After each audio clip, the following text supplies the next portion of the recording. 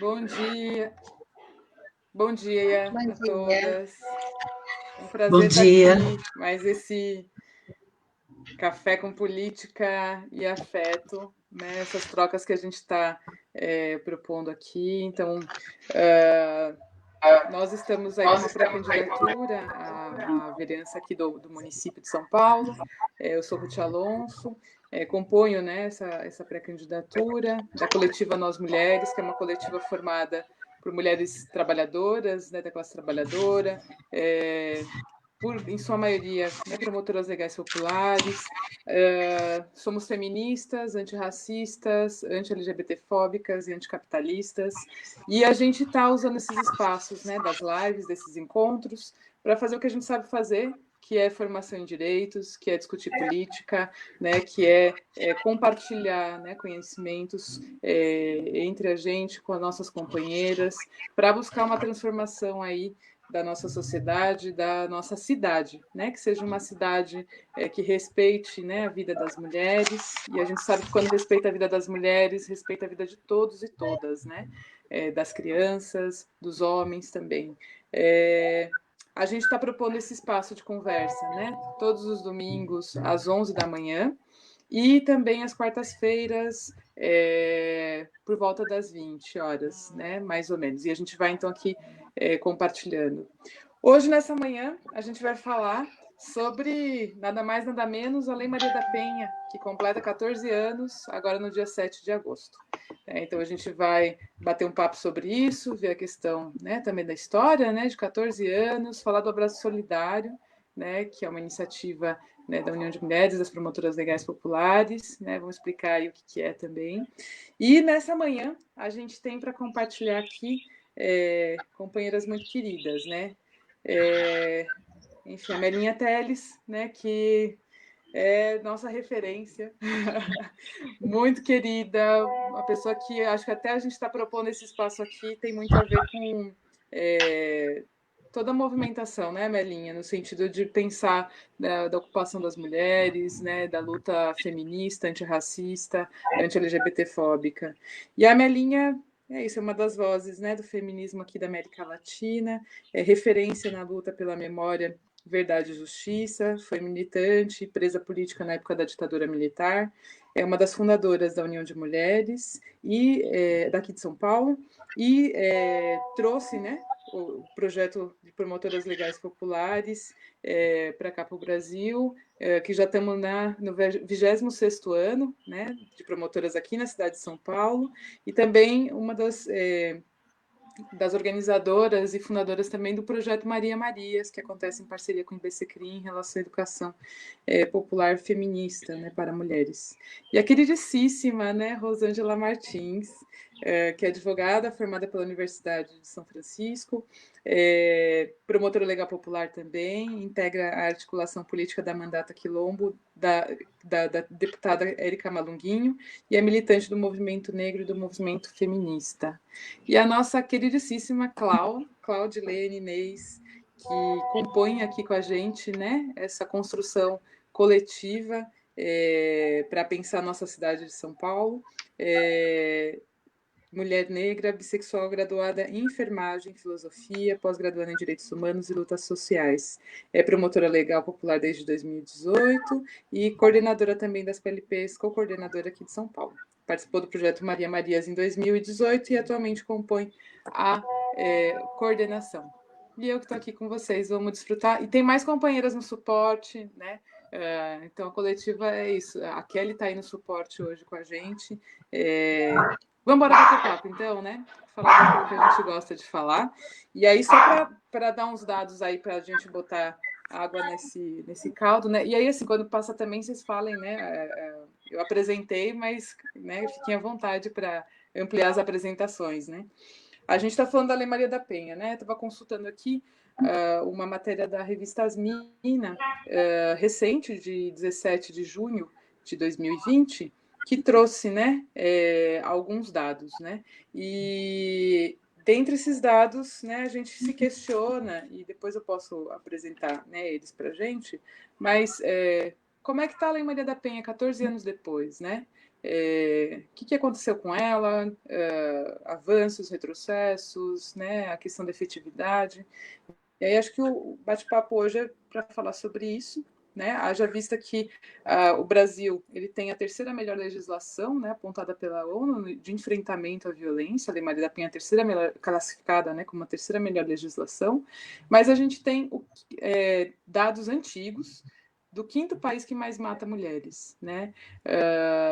E houve já, né, tem estudos apontando, o Fórum Brasileiro de Segurança Pública, do aumento do feminicídio e do aumento da violência contra as mulheres, né? Então, vamos lá nessa manhã conversar sobre isso, né? Queria convidar, talvez, a Melinha, né, para começar nosso bate-papo. Bom, gente, deixa eu ver se está aberto aqui. Acho que está, né? Bom dia a todas. É um prazer muito grande ser convidada aqui pela Ruth Alonso para fazer essa live aqui nesse domingo, né? Eu agradeço muito esse café com política e afeto, né? E que essa coletiva, nós mulheres, possa realmente ir à frente, levando mulheres para o parlamento, mulheres feministas, antirracistas, anticapitalistas, né? E que possam tomar conta daquele parlamento para realmente acompanhar as políticas públicas, incrementar essas políticas e fazer valer os direitos das mulheres. Bom dia a Claudilene, que é a nossa companheira de sempre das lives, né?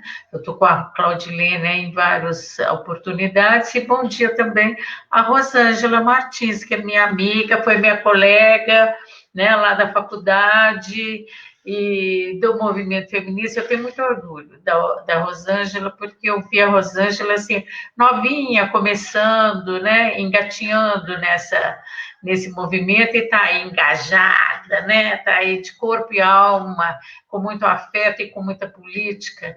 Parabéns, Rosângela, e parabéns a todas. Nós estamos aqui às vésperas do 7 de agosto, o aniversário, o 14º aniversário da Lei Maria da Penha. A Lei Maria da Penha, é bom que se diga e que traga sempre essa memória, luta das mulheres, luta das mulheres feministas. Aliás, violência contra as mulheres. Se não houvesse a iniciativa das feministas, até hoje estaria debaixo do tapete, estaria escondida. Quem denunciou, quem deu a cara, mostrou seu rosto com hematoma, foram as feministas, né, nos anos 80.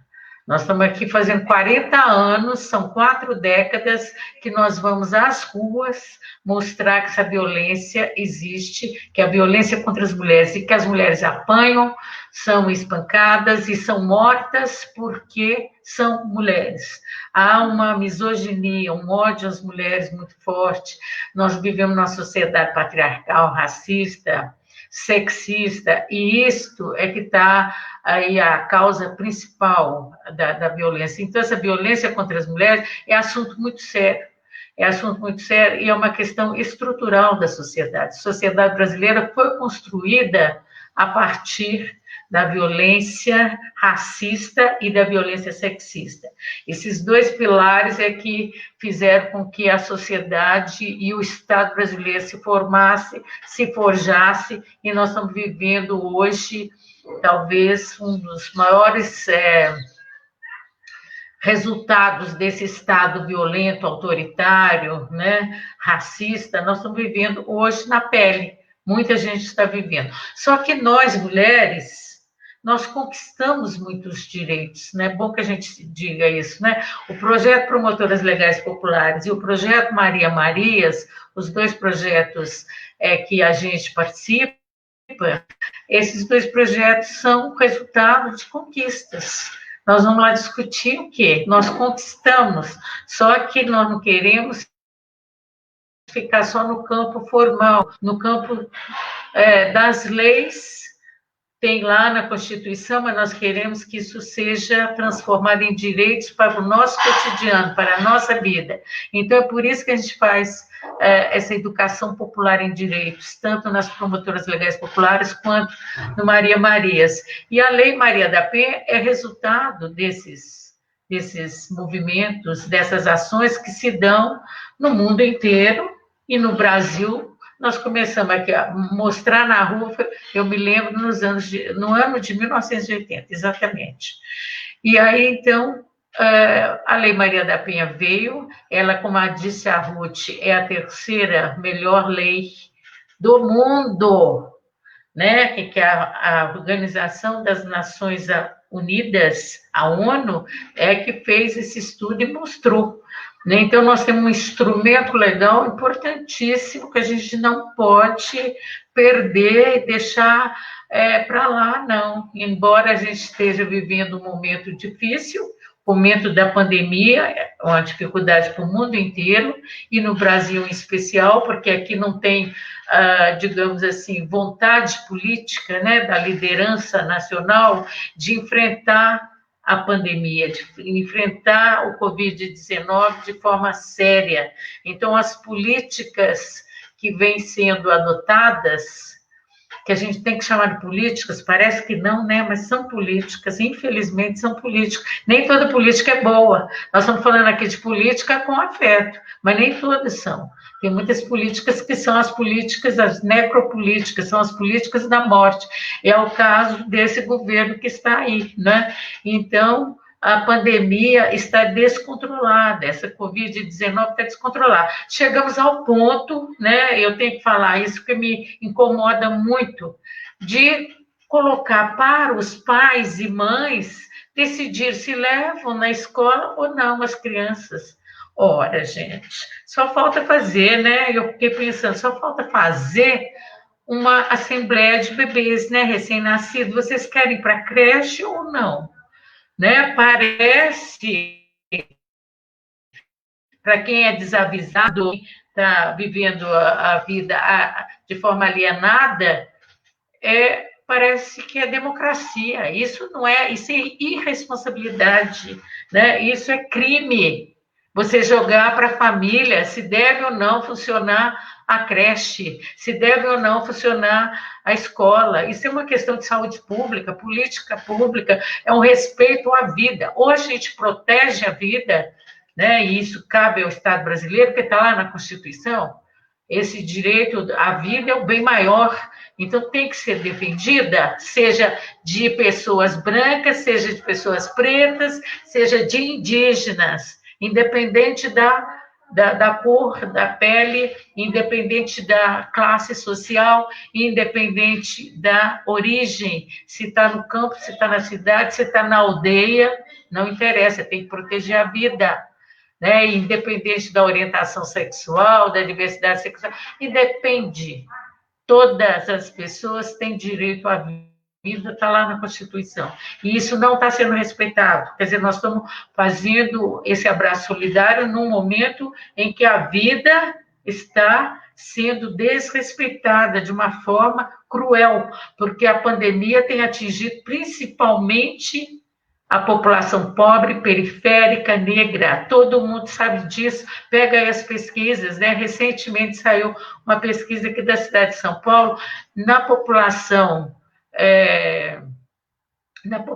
periférica, é 4 vezes maior a incidência de Covid-19, da pandemia, quer dizer, desse vírus.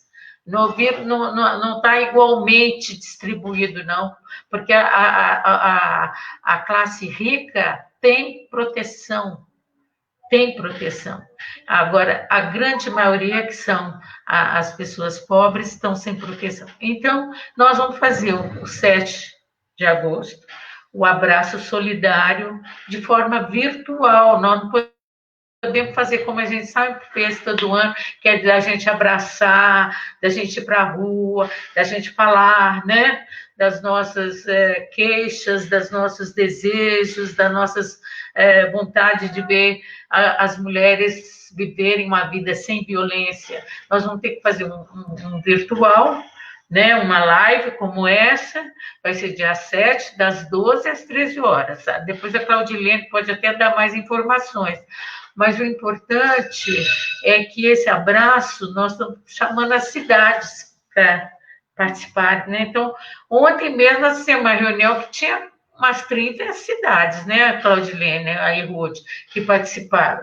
E nós estamos fazendo uma carta, que é sempre o nosso manifesto, dirigido, ou melhor, dirigida às prefeituras, que estejam à frente, mulheres ou homens, né, prefeitas e prefeitos, reivindicando as políticas efetivamente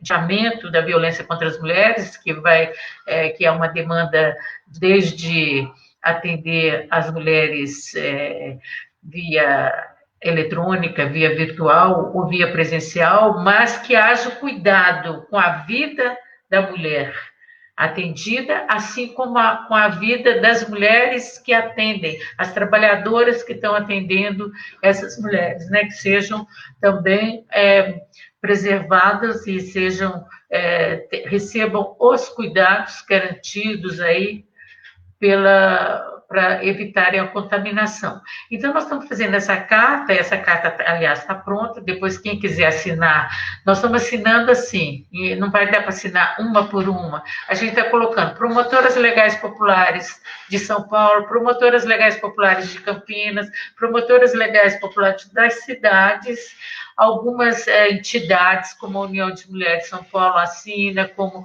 o Instituto Brasileiro de Ciências Criminais, onde a gente faz o Maria Marias assina.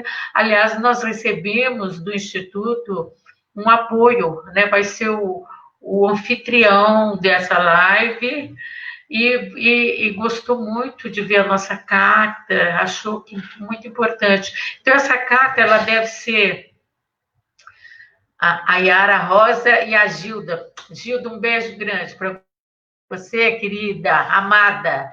E Yara também. E essa carta, quem quiser tomar conhecimento dela, procure contato aqui com a gente, que a gente possa criar aqui uma forma de divulgar. Agora, o que eu acho importante é que esse abraço solidário, a gente já faz há mais de 10 anos, né? A gente vai junto, quando a gente pode fisicamente, a gente vai junto a um prédio, uma instituição do judiciário. Então, nós já fomos ali na Defensoria Pública, nós já fomos no Ministério Público, por sinal, fomos muito maltratadas no Ministério Público, é bom que se lembre disso, né? A gente tem pessoas muito queridas lá dentro do Ministério Público.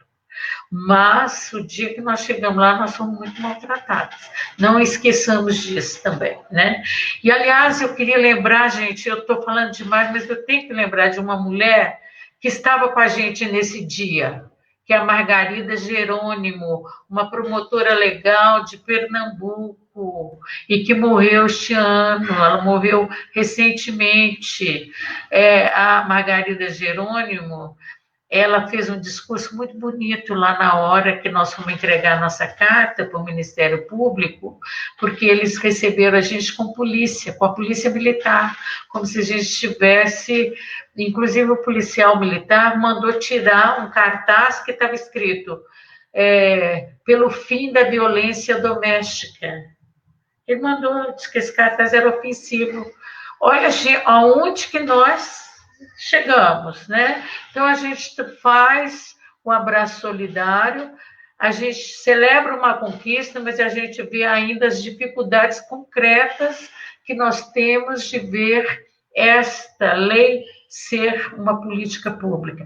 E a Margarida Jerônimo falou assim, interessante, eu queria falar, porque eu sou promotora legal popular e eu vou ao Ministério Público lá em Pernambuco, e lá nós somos muito bem recebidas. Lá tem um sofá, os promotores chamam a gente para sentar no sofá, na sala, e até servem água e café para nós. Eles ficam muito agradecidos de nos ver reivindicando os direitos, que eles acham que é dessa forma que se constrói a cidadania.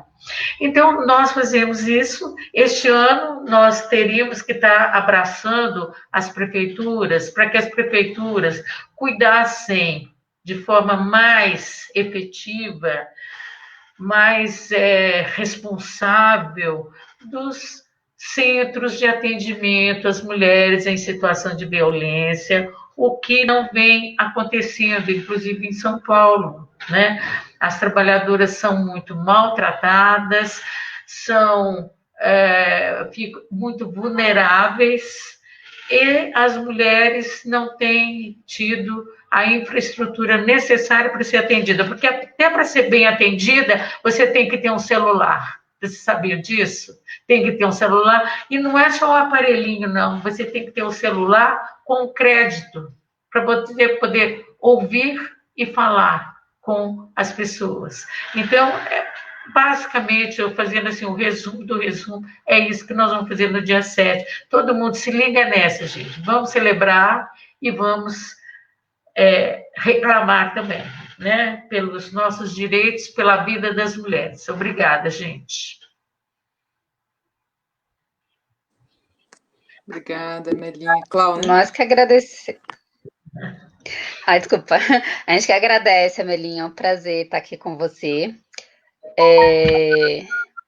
Quanto ao abraço solidário, a gente vai fazer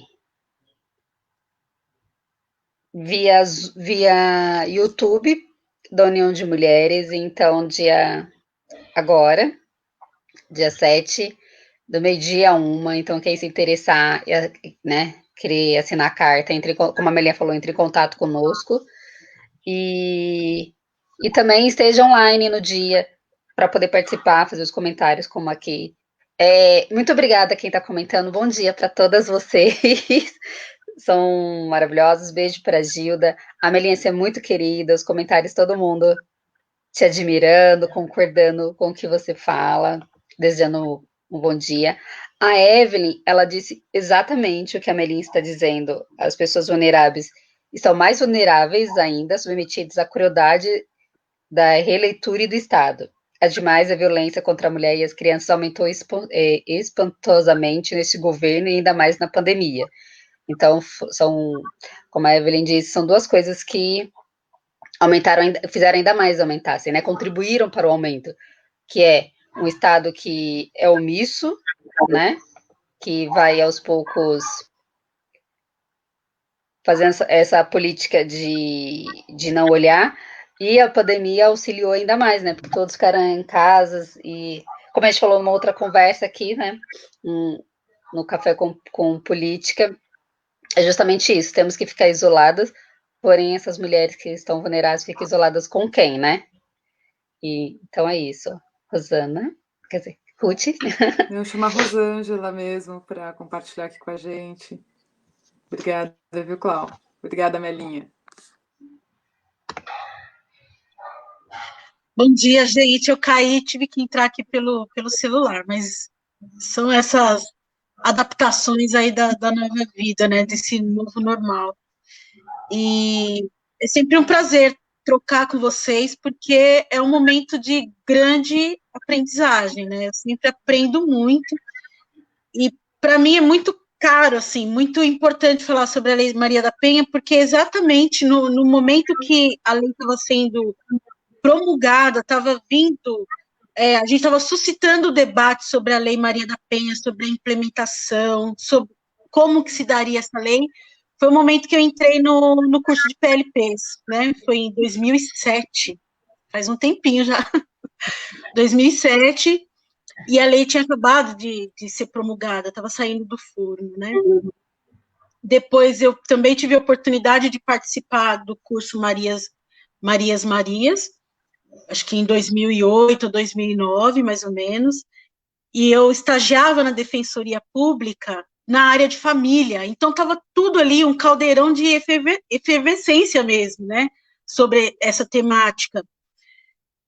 Mais tarde fui trabalhar na Casa Cidinha também, né, no Centro de Defesa e Convivência da Mulher, e tudo isso foi contribuindo para acompanhar como essa política em relação à violência doméstica estava sendo aplicada, como que ela se dava na prática, e sempre muito complexo, porque a gente queria ir além, a gente tinha que fazer um atendimento jurídico, psicossocial, dentro de uma complexidade, né, extremamente conservadora em relação ao próprio poder judiciário, né, mesmo com as varas especializadas, né, era sempre uma demanda muito complexa, mudança de mentalidade dos operadores do direito. Eu lembro que a gente batia muito nessa tecla, e até hoje, né, ainda bate. E observando, assim, um pouco esse caminhar, né, em um momento, pela articulação de mulheres brasileiras, né, MB, meio que por esse canal, assim, de união de mulheres, PLPs, a gente também dialogava muito, assim, com a MB, e teve uma incidência política muito interessante em Brasília, porque se discutia aquela questão da lesão corporal leve, da ação penal pública condicionada, incondicionada, a questão da representação, e eram passos, assim, que o movimento de mulheres sempre estava à frente. Essas discussões, elas vinham do movimento de mulheres. Então, como a Melinha falou, né, uma lei conquistada, não pura e simplesmente por um parlamentar, uma parlamentar que teve um insight, falou, vamos criar uma lei em relação a isso. Não, era uma conquista, uma demanda mesmo do movimento. E o tempo passa rápido e a gente, assim, tem que correr atrás dessas adaptações. E para implementar uma política, isso não acontece de uma hora para outra. Leva um tempo, é uma elaboração com a sociedade, um caminhar com a sociedade. E um dos pontos que eu estava até pensando hoje de manhã, mais cedo, que a gente não pensava, por exemplo, não é que não pensava, acho que no momento da elaboração da lei não tinha essa questão, mas que trouxe essa inovação, que era a questão da diversidade de gênero mesmo. Por exemplo, num equipamento público, num CDCM, não se tinha essa ideia de que poderia entrar uma mulher trans, por exemplo, para ser atendida. E aí a gente fala num sentido assim de burocracia mesmo, né, de preenchimento dos livros, das questões de PIAs, né, aqueles planos individuais, é burocrático. E não tinha esse olhar para a questão da mulher trans. E hoje a gente já discute isso, já traz à tona. Inclusive, quando vai pensar em elaboração de projetos de leis com a temática da violência doméstica, de fazer essa inclusão. E eu lembro exatamente, assim, em estar em reuniões em equipamentos e de se falar isso. E se chegar uma mulher trans, como que a gente vai lidar? E hoje, trabalhando com essa questão, porque dentro da mandata é um segmento, é um fundamento. A gente nem menciona recorte, é fundamento de raça e gênero e a questão da diversidade. Incorporar, trazer, né, importar as demandas assim da população trans, principalmente das mulheres trans. Né? E aí, pensando um pouco também nessa questão da política, da questão da mulher na política, a representatividade da política, né, que é até o objetivo das mulheres da política, do parlamento, de pensar lei, é muito diferente. O olhar, que você vai pensar numa implementação de uma política pública, quando é a mulher que está pensando isso, ela pensa no todo. E quando a gente se depara assim com algumas leis, alguns projetos de leis que são elaborados e pensados por homens, eles não se importam em incorporar a questão das mulheres. Né? Não se importam em fazer esse fundamento de raça, gênero e diversidade. Então, é de extrema importância que a gente tenha uma maior representatividade de mulheres nesses espaços políticos, né? Como um todo, assim, no geral. E ainda, né, nessa caminhada assim, de evolução, né, da lei, de como ela tem se dado. Esse ano saiu uma lei também que altera, né, alguns artigos da Lei Maria da Penha. Acho que é a lei, até estava anotando aqui, a Lei 13.984, que fala dessa questão das medidas para o agressor, né, para ele ter que comparecer em programas psicossociais, ter um acompanhamento psicossocial. E durante muito tempo foi discutido isso, se isso era responsabilidade do segmento dos movimentos de mulheres, cuidar do agressor. E aí não é cuidar.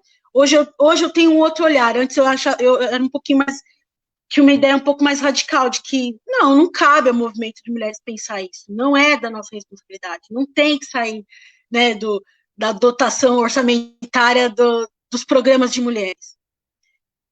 É um artigo novo, porque é desse ano, mas essa questão da mudança da mentalidade.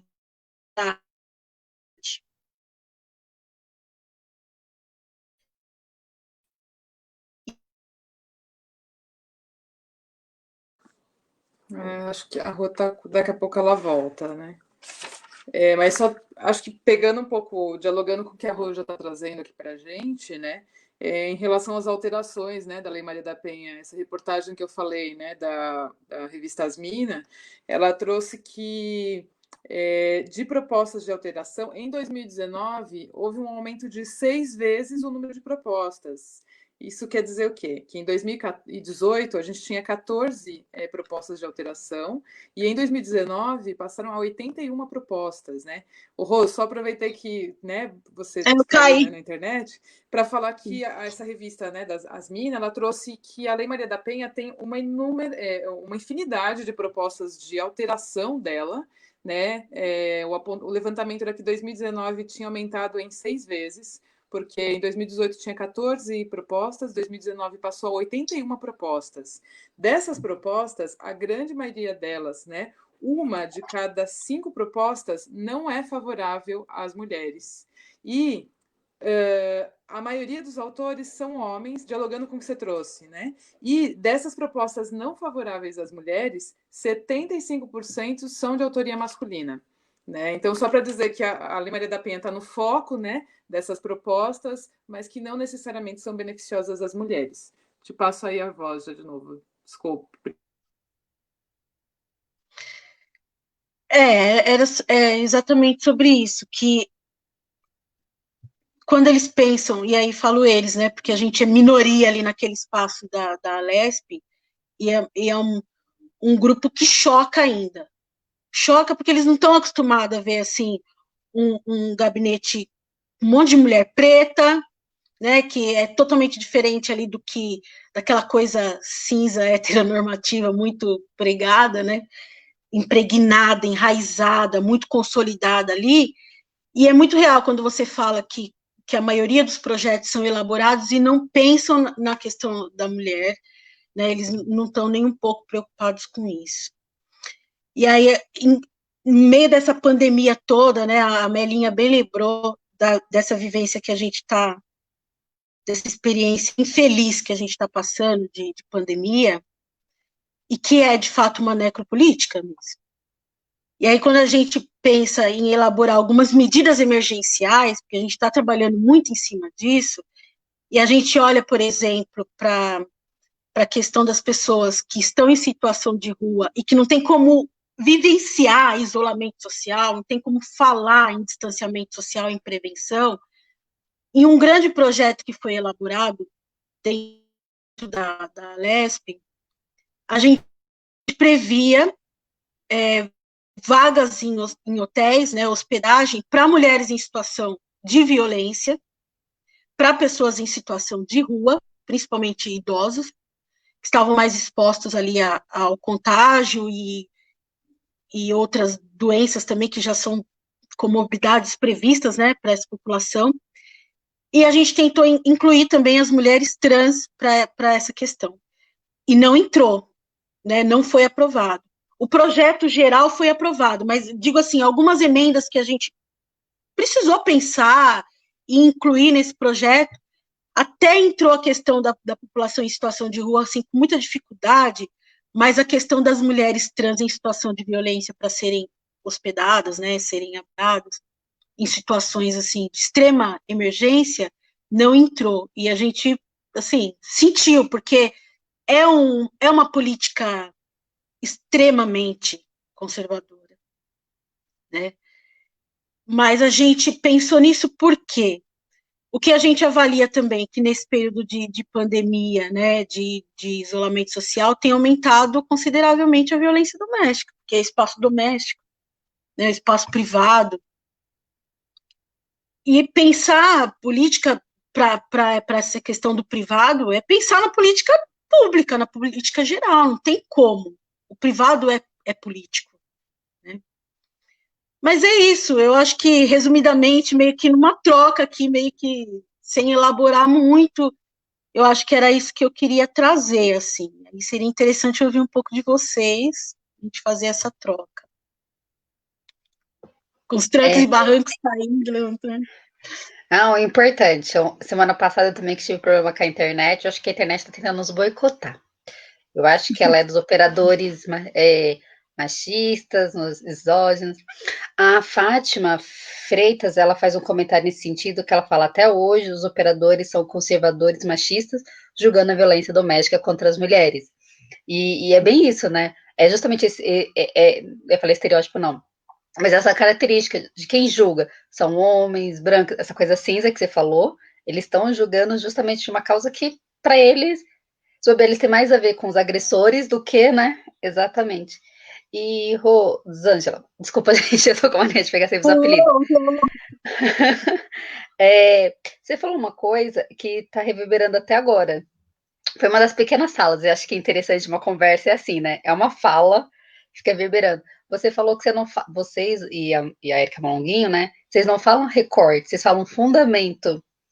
E acho que eu nunca tinha parado para pensar exatamente. Acho que as nossas falas devem ser não mais falar de recorte, é fundamento, né?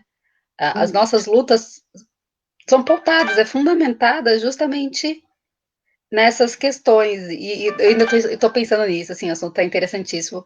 Mas como a gente tem que ir se readequando e falando de outras formas, né? Ter que passar sobre um outro olhar, assim.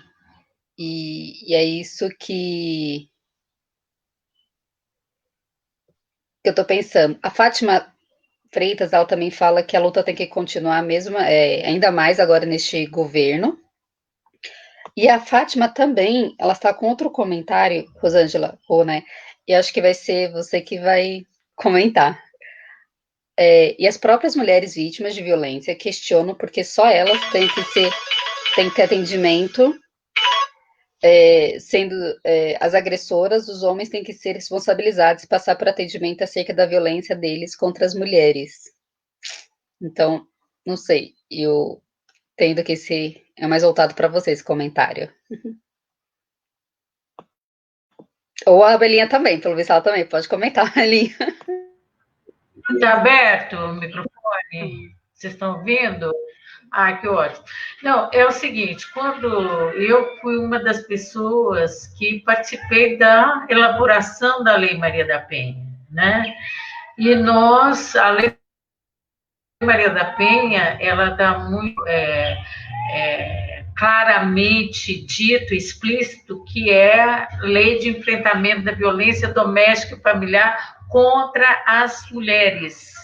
Né? O entendimento, quando a gente coloca violência baseada em gênero, nas relações de gênero, nós estamos colocando, evidentemente, as mulheres trans, nós colocamos também de uma forma muito clara a orientação sexual, ou seja, estão incluídas as mulheres lésbicas, as mulheres trans, as mulheres travestis estão incluídas na Lei Maria da Penha. É muito importante isso. E, evidentemente, que nós estamos colocando as mulheres negras, as mulheres das várias etnias, como está reclamando aqui a Yáscara. Nós temos que falar de raça e etnia. Muito certo mesmo, Yáscara. Nós temos que colocar, entendeu? E inclusive colocado as mulheres imigrantes, que são várias etnias, as mulheres ciganas, que representa, né, todas as mulheres, enfim, né? E nós, quando colocamos a questão da reeducação do agressor, que tem isso na Lei Maria da Penha, lá em 2006, foi muito mais no sentido de fazer uma composição com os deputados, porque os deputados, pressionados pelos juízes, eram contrários à Lei Maria da Penha.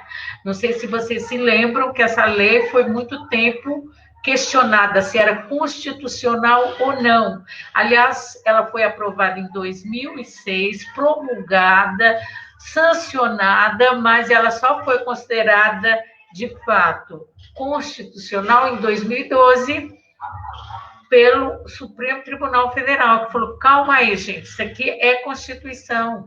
Está lá no artigo 226, parágrafo 8º, que o Estado tem que criar mecanismos para coibir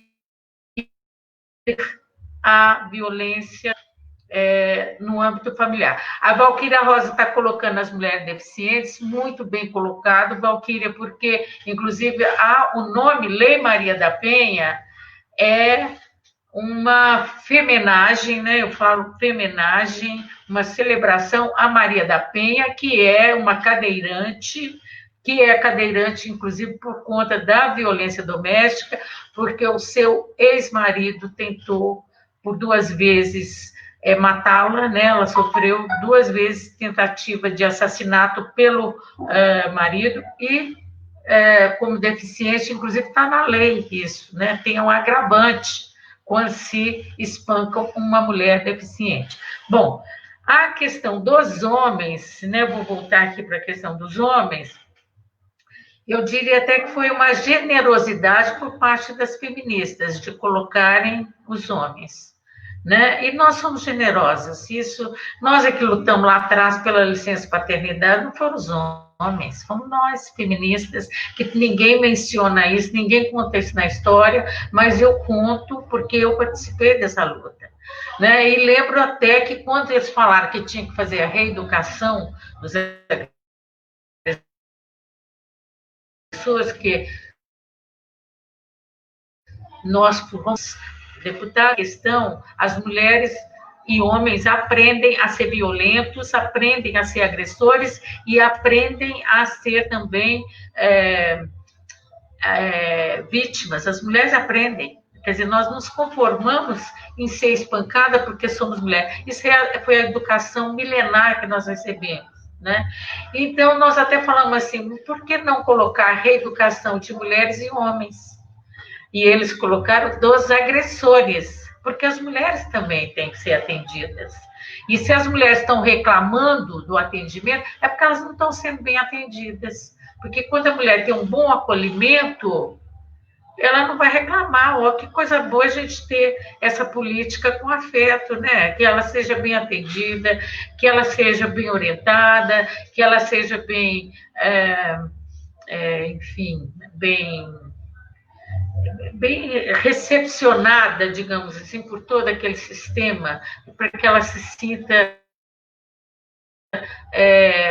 digna e que em condições de empoderamento para não sofrer mais a violência, para dizer, eu sou uma pessoa, eu tenho direitos e tenho direito a uma vida sem violência. É isso que nós queremos. E aí, então, é bom que se pense isso, porque o Estado deve fazer políticas públicas para todas as pessoas, independente, como diz a Mayra, com deficiência, com doença crônica, idosa, todas as pessoas têm direitos a uma vida sem violência. Agora, os agressores, essa preocupação em reeducar os agressores e esquecer das mulheres, é isso que nós reclamamos, não faz sentido. E são políticas distintas, são políticas completamente distintas. Existe uma desigualdade nas relações de poder entre homens e mulheres, uma desigualdade histórica. Não podemos colocar no mesmo patamar mulheres e homens para resolver essa questão. As mulheres têm um atendimento, inclusive, o ideal é que as mulheres tivessem um atendimento não só por mulheres, mas também por mulheres feministas, que entendessem exatamente essa discussão que nós estamos fazendo aqui agora. E que os homens fossem atendidos, né? Inclusive fosse lá atendido por homens, não no mesmo, não é a mesma política, não é o mesmo orçamento, não é a mesma qualificação. Qualificação do profissional homem para atender homens é uma, qualificação das mulheres é outra, entendeu? Que os homens fossem feministas, embora os homens nunca podem protagonizar os movimentos e as intervenções feministas, mas que eles tenham uma compreensão de que o feminismo é necessário, no mínimo, né? Mas são políticas distintas, porque se a gente misturar, realmente a gente não vai fazer justiça nem com as mulheres, nem com os homens. Os homens vão ser paparicados, como sempre, furados, assim, maravilhosos, né? Os homens são maravilhosos. As mulheres é que são culpadas, as mulheres é que são umas demoníacas, umas insubordinadas, rebeldes. Ela não está cumprindo o papel dela. Né? Todas as vezes que a gente vê, a própria mulher já chega assim, intimidada, envergonhada de falar, olha, eu apanhei, porque ela já sabe que a pergunta de quem está ouvindo é, mas o que você fez? Né? Então, essa falta de acolhimento às mulheres é que nós temos que cobrar nesse momento.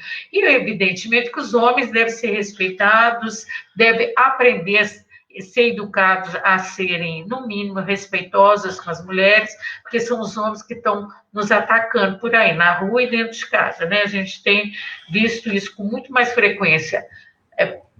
Feito pelos homens do que feito pelas mulheres. Agora, eu queria só lembrar de duas questões, já que eu estou com a palavra, correndo, mas não no feminicídio, porque há aumento da violência contra as mulheres durante a pandemia. Aqui, o estado de São Paulo parece que é o campeão, né? Ele aumentou quase 50% em relação ao ano passado da violência doméstica. E aumentou também o feminicídio, ou seja, a violência contra as mulheres, nós temos direito de viver sem violência e nós temos direito à vida, porque as mulheres, a violência, ela pode ser crônica, ela pode acontecer por muito tempo, né, ser cronificada, mas ela pode levar à morte. Né? E é o que a gente tem visto. E uma outra questão que eu queria lembrar, quando a gente fala de raça e etnia, é que há um aumento, sem dúvida nenhuma, da violência contra as mulheres, afetando a vida das mulheres negras. As mulheres negras têm sido a principal vítima dessa violência doméstica e sexual. Isso são os dados que apresentam, não estou falando aqui da minha cabeça. E eu fico agora, da minha cabeça, eu fico pensando o seguinte, será que o atendimento no serviço público é o mesmo para a mulher branca e para a mulher negra? Porque, para mim, os homens aprenderam a ser violentos e assassinos de mulheres, os homens brancos, os homens negros, de várias etnias. Os homens aprenderam. O patriarcado mostrou que eles têm o direito à vida e à morte sobre as mulheres. Agora, então não é que as mulheres negras apanham mais do que as mulheres brancas. Talvez elas morram mais e tenham mais problemas porque não tenham o atendimento adequado, elas não têm o mesmo acolhimento na política pública. A política pública tem que se fundamentar, como diz a Rosângela, isso não é recorte, não. Isso não é recorte. Recorte parece uma brincadeira de criança, eu não gosto dessa expressão. É fundamento, é estrutura. A violência racista, ela existe. A junta com a violência sexista, ela digamos assim, elas estão imbricadas, estão juntas, e isso pode levar à morte. Pode ser que muitas mulheres negras estejam morrendo mais do que as brancas, como se Deus em pesquisas aí nos anos anteriores. Então, é isso que eu pergunto. Essa violência, ela é generalizada. A elite é violenta também com as mulheres. Não pensa que é só... Aliás, eu acho a maior violência que nós vivemos foi o que fizeram com a Dilma Rousseff. Vocês me desculpem, mas eu acho que uma violência simbólica, mas terrível. E o que fizeram, e o que tomou posse, o Temer, que veio com aquela manchete na revista, bela, recatada e do lar. Gente, essa mulher, para mim, ela vive em cárcere privado até hoje, né? Aliás, eu não tenho notícia mais daquela família, não sei se ela ainda é viva, né? Mas bela, recatada e do lar, quer dizer, contrapondo a tudo que nós, na rua, conquistamos, nós podemos ser o que for, nós somos mulheres, temos direito à vida e direito à felicidade, é isso que eu acho que nós batalhamos. Gente, é isso que eu queria colocar, e mais uma vez agradeço a paciência de vocês.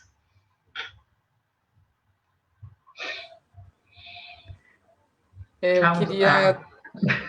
queria trazer, né, acho que a partir dessas, né, provocações, desses comentários, né, a gente tem uma reivindicação, né, e uma pergunta constante, né, a Lei Maria da Penha, como que ela está atualmente, e a questão da implementação da lei, né, a gente não pode esquecer que 90% da Lei Maria da Penha trabalha com prevenção, né? Ela oferece, ela traz possibilidades de prevenção, né? Quando a gente fala, por exemplo, de trabalhar com os homens, a Lei Maria da Penha ela fala sobre educação nas escolas. Falar de gênero na escola é um trabalho preventivo e é um trabalho com homens também, com os garotos, né?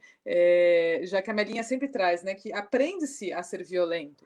Então, a gente também tem de fomentar espaços de forma a se aprender a não ser, né, violento, a não estuprar, né? Então, não ensinar as mulheres, né, olha, a questão da roupa e tal. Não, né? Quem estupra é o estuprador, né? Então, como ensinar esses garotos, né, desde muito jovens, de que nós temos o direito ao nosso corpo, né, de que não é porque uma mulher ela está desmaiada ou que ela está numa balada que ela está pedindo para ser estuprada, né? Então, acho que isso é uma coisa que é importante a gente pensar, que a aplicação da Lei Maria da Penha, a implementação dela, a gente precisa tirar o foco do direito penal, já que, como eu falei, a grande maioria dessas propostas, né, que são feitas são de âmbito penal, né? A gente sabe quem é que o Estado brasileiro encarcera, né? Ele é o terceiro país que mais encarcera, e quem é? É a população negra, né, que está sendo encarcerada, e população jovem que está sendo encarcerada, né? Então, quando a gente pensa em que as medidas de enfrentamento propostas por esse Estado, elas se alicerçam no direito penal, a gente já sabe que não é uma política de enfrentamento real, né? É só para ampliar o punitivismo e ampliar o punitivismo contra a população negra, né? A gente, olhando, né, nos dados dessa pesquisa também, de 2015 a 2019, né, então, ou seja, depois do golpe, né, e nesse atual governo, a Secretaria da Mulher, Família e Direitos Humanos, ela recuou no seu orçamento. Então, de 34 milhões e 700 que ela tinha, né, em 2015, para 194.700 reais. Então, a gente está falando o quê? Como é que eu faço o enfrentamento, já que o Brasil é o quinto país que mais mata mulheres, isso sem atualização dos dados agora da violência e da pandemia? Que é como a Melinha falou, São Paulo, os casos de feminicídio cresceram 41%, quase 50%. Feminicídio, né, é a expressão máxima da violência contra as mulheres por sermos mulheres, né? É o assassinato, é o extermínio, né, das mulheres. E é importante a gente falar que essa lei que foi aprovada em 2015, o texto dela inicial falava de violência por motivação, né, de gênero. Então, as mulheres transexuais, as travestis também estavam contempladas, né, no texto que foi apresentado. E houve toda uma modificação dentro, né, do nosso parlamento, para retirada, para se vincular ao sexo, né, e não ao gênero, né? Então, de novo, mostrando a transfobia desse nosso parlamento, da nossa sociedade. Então, a gente não vai conseguir implementar a lei e pensar em medidas de proteção às mulheres, porque a gente não está demandando. A Lei Maria da Penha não é uma lei que se que se apresenta de forma a punir os homens. Não é uma lei de proposta de encarceramento de homens, é uma lei que traz propostas para a proteção e prevenção da violência contra as mulheres.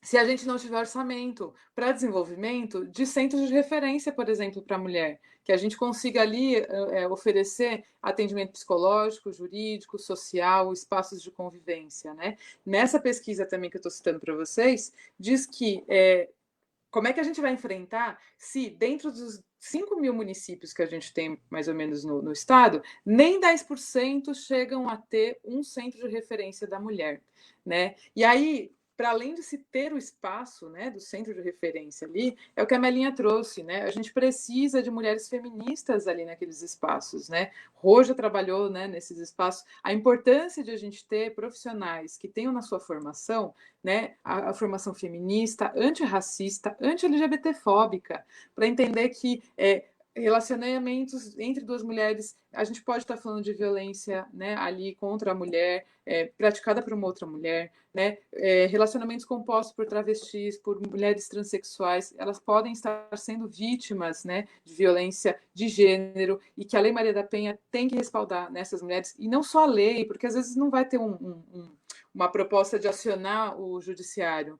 mas a gente tem que pensar que os serviços têm de atender essas mulheres, né? As transexuais são bem-vindas nesses serviços, as travestis são bem-vindas, e não só quando a violência aconteceu, na forma de prevenção, nos espaços de convivência, né? Então, só para pensar que isso é o âmbito de atuação municipal, né? A gente precisa que os municípios se responsabilizem, é dever do Estado, né, enfrentar a violência contra as mulheres. Por fim, só para, né, também passar para a gente fazer as considerações finais, dizer que quando a Melinha traz, né, a violência impacta mulheres negras, mulheres brancas ou mulheres de etnias diferentes, de formas diferentes, né, e os serviços também atendem, dão respostas de forma diferente. Quando a gente tem a grande publicidade, né, do enfrentamento à violência, o registro do boletim online, a gente já de cara parte primeiro, né, que mulheres têm acesso a celular, a internet, a computador para fazer esse registro, né? Segundo, quem é a polícia na vida dessas mulheres? Qual é a representação da força policial na história dessas mulheres? Né?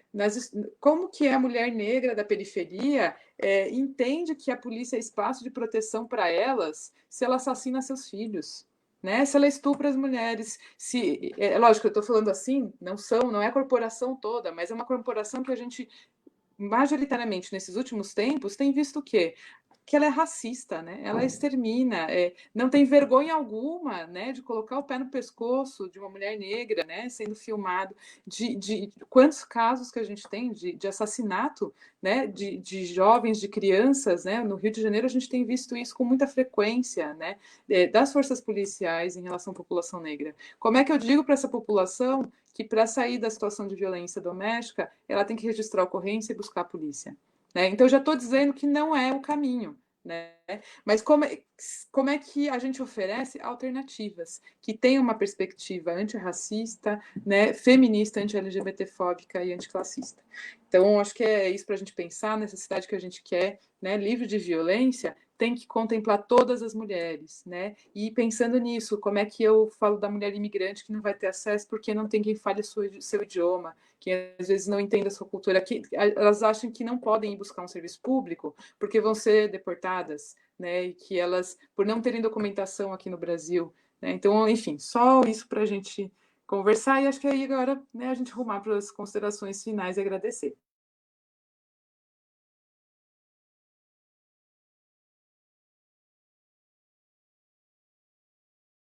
Eu também só tenho a agradecer, eu acho que tem muita complexidade, não são assuntos assim isolados. Eu sempre olho para essa questão da necropolítica como tudo está interligado. A questão do racismo, a questão do machismo, a questão da transfobia, da LGBTfobia, está tudo interligado. São os grupos que são indesejáveis, são os grupos que eles querem descartar, eles não têm problema nenhum em fazer isso. E aí, voltando um pouco a colocação da Fátima, né, mandar um beijo para ela também, que é uma pessoa com quem trabalhei muito tempo, ela trabalha no TJ, né, trabalha na vara especializada de violência doméstica, então a gente sempre está trocando muita informação, e é isso, é uma luta coletiva, porque cada mulher, no seu espaço, no seu trabalho, está representando a luta, isso é muito importante. Eu acho que é um trabalho de formiguinha, mas que a gente está fazendo. A gente está fazendo, e talvez a gente não tenha dimensão agora, mas olha que processo, a Melinha traz um histórico de 40 anos, e aí a gente vai olhar, a gente já está em 2020, quando a gente achava que já ia estar, assim, tudo meio que já modificado, e não está, a gente tem muita coisa para fazer. Essa questão da representatividade política, Ruth, é extremamente importante, porque faz toda a diferença ter mulheres, né, pensando política, fazendo política institucional, sim, a gente tem muito o que reclamar da política institucional, mas a partir do momento que a gente entra e pode fazer uma mudança lá, isso também é importante, isso também é histórico, né? A gente participar desse processo pode parecer pouca coisa, a gente fala assim, mas isso não vai resolver muito, mas a gente já está abrindo um caminho para que mais mulheres venham, para que mais mulheres ocupem esse espaço. E a gente fala até de reintegração de posse, porque é isso, não foi dado. Simplesmente a gente entrou lá e falou assim, a gente está ocupando um lugar que já deveria ser nosso há muito tempo. E fundamentado nisso, nesse segmento, tendo esse olhar. Fala assim, tá, você quer entrar na estrutura para quê? Para se adaptar ao que está aí? Ou para criar outras alternativas, fazer diferente? Eu sempre brinco que a gente entra para criar ranhuras, para tentar destruir um sistema que está muito consolidado. Faz tempo, né? Faz tempo, faz muito tempo. E esses espaços são importantes. Eu acho que as conversas, né? As rodas de conversas que agora meio que são online, virtual, mas tem a mesma importância. Tem o mesmo objetivo de alcançar mais pessoas, alcançar mais mulheres. A Melinha falando, eu fui lembrando de uma história muito, assim, que na época chocou muito. Talvez ela vai lembrar dessa história, que foi o assassinato de uma mulher, da Roseli Fracasso, que era irmã de uma PLP que fazia o curso na época. E todo o movimento foi mobilizado para ir presenciar, inclusive, a audiência, né? Eu lembro direitinho, um dia a Melinha, depois, né, a Melinha virou para mim e falou assim, Rosângela, é um homem negro. E aí a gente vê a complexidade da coisa. Porque tem essa questão que a Ruth traz também do encarceramento em massa, a gente sabe quem é encarcerado, a gente sabe como que se dá essa política também, o sistema judiciário extremamente seletista. Está tudo ligado, não está dissociado, tudo está muito imbricado ali. O genocídio, o feminicídio. Olha, é muito trabalho que tem pela frente, Ruth. Mas aí é isso. Obrigada por essa oportunidade de trocar um pouquinho. A gente vai fazendo, a gente vai aprendendo, fazendo. É um momento de lapidar pedra bruta mesmo, sabe? E a gente faz isso dentro do movimento. É isso. Eu não ando sozinha, você não anda sozinha, a gente não anda sozinha, é uma luta coletiva. Isso também precisa ser histórico, né?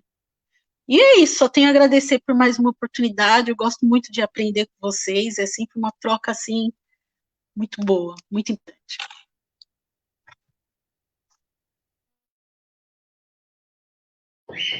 Obrigada, Rosângela. Obrigada, Emelinha. Obrigada, Ruth, pelo convite novamente.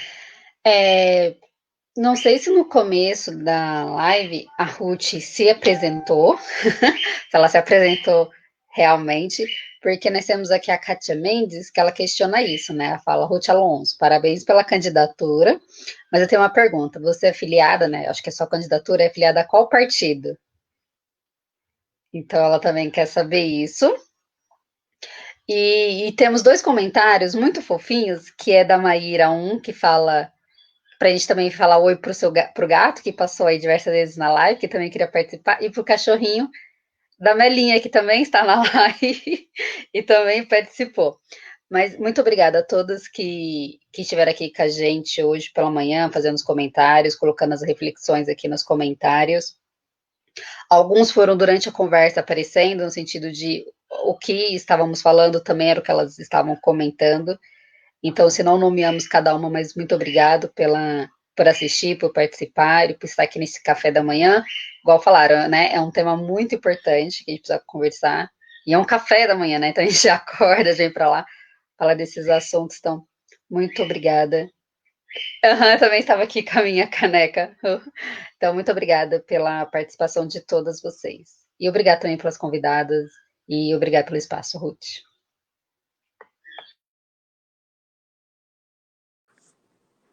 Amelinha, você quer fazer considerações finais, minha querida? Não, eu tenho só que agradecer muito, gente, esse café com política e afeto, ele tem que crescer, ele tem que continuar, e nós esperamos que o ano que vem a gente esteja discutindo as políticas que devem estar sendo implementadas na defesa das mulheres aqui na Câmara Municipal, com a Ruth Alonso à frente, com essa mandata coletiva que a Rosângela traz, enfim, essas mulheres que vão para a política, elas não vão sozinhas, e, portanto, as mulheres que estão aqui, que não ocupam o parlamento, também devem ser sempre lembradas e incluídas na nossa discussão, porque como diz a Rosângela, nós não andamos sozinhas, nós somos sempre um coletivo, né? Nós somos mulheres e somos muitas,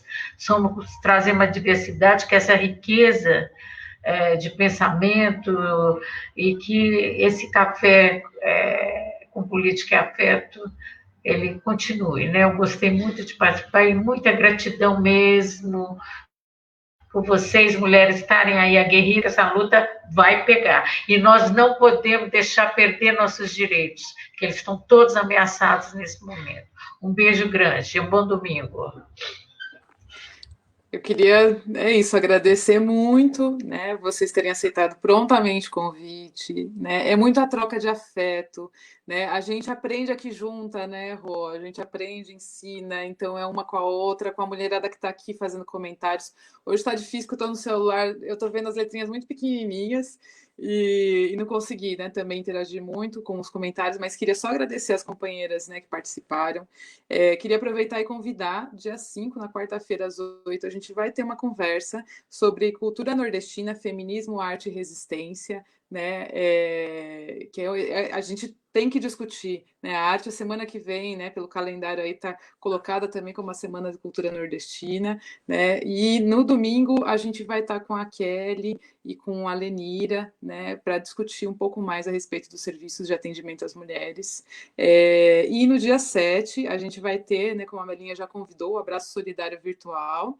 A gente vai compartilhar aqui a carta também, né, nas nossas redes, e convidar as companheiras para esse abraço, que o abraço é uma cobrança, na verdade, né, de políticas públicas, então, das diferentes instituições, né, do sistema, tanto de justiça, né, como quem executa a política pública, né, as prefeituras nesse ano que a gente vai fazer isso, para implementação. Então, a lei tem que sair do papel e precisa de orçamento para ela sair do papel e para, de fato, as mulheres conseguirem proteção. Por fim, agradecer muito, muito, muito, muito obrigada, Melinha, né? A gente admira muito você, é muito bom estar contigo, é muito bom te ouvir, né? Trocar contigo. Rosângela é uma querida, né? A gente caminha juntas aí nessa luta, também uma profunda admiração pela sua atuação, né? Parceira nossa, né? Companheira das trincheiras, né? E, Clau, estamos juntos aí nesse rolê, né, Clau? Nessa resistência, nessa luta por uma sociedade, né, mais justa, mais livre, né, de violências para as mulheres, pensar nessa cidade aqui que a gente quer. Né? Então, vamos somando aí e vamos, né, lutar para ocupar aquele espaço, né? Fazer o que a Rô trouxe, reintegração de posse daquele espaço. Né? Obrigada, gente. Gente, pontuar só uma coisa, eu sou cria desse movimento, eu sou fruto do trabalho também. É isso, eu não canso de referenciar aí. É isso. Você.